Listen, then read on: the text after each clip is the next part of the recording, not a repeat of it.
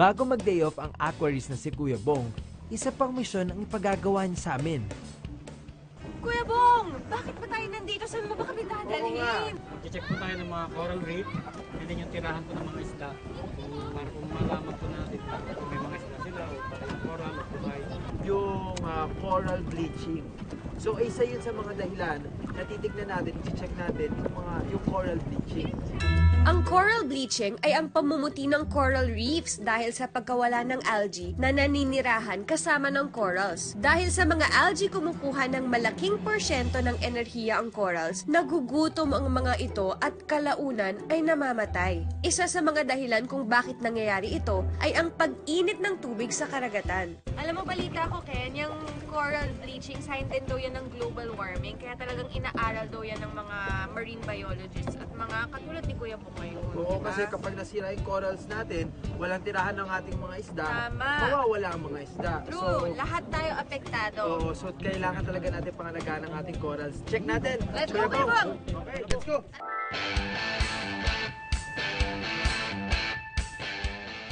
Nandito na tayo, naka-angkla na tayo, naka-park na tayo dito sa Subway. At Excited na kaming lahat, Kuya Bong! Ano nang gagawin natin? Ganyan po ba? And then para makakita namin yung mga coral. Oo nga, Kuya Bong! Kuya Bong! Eto na! Mag-day off ka na! ang pinaka-inihintay mo, at dahil hatid mo na kami dito, naturuan mo na kami, tara si Ken. Sige na! Sige na, pero may isa tayong problema. Bumalik ka doon ng lumalang. Bye, Kuya Bong! Kaya mo na yan! Ayun, na siya. Uumpisa na namin ang pagtingin sa corals. Ang daming corals pala, pero parang hindi na sila masyadong makulay. Ibig sabihin ba nun, coral bleaching talaga dito? Kuya Bong? Kuya Bong? Kuya Bong! Meron pala siya.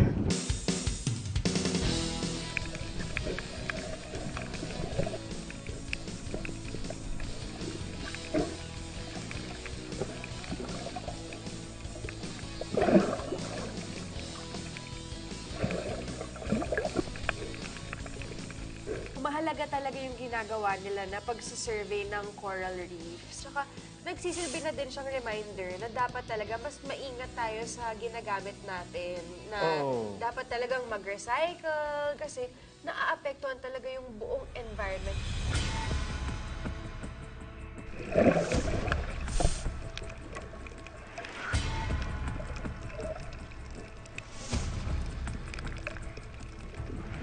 Alam mo, nabasa ko to sa balita. Chine-check nila yung corals dun sa Great Barrier Reef sa Australia. Tapos, dumadami na daw talaga yung corals na nabubleach. Ibig sabihin, namamatay yung mga corals dahil tumataas yung temperature dahil sa global warming.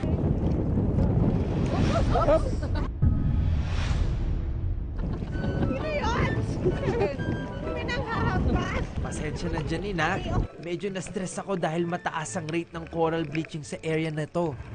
Yung mga coral reefs na yon, dahil lalapit na nga ang summer at mainit na talaga, yun na pala yung coral reef na bleach. So, ibig sabihin, tuyo na siya.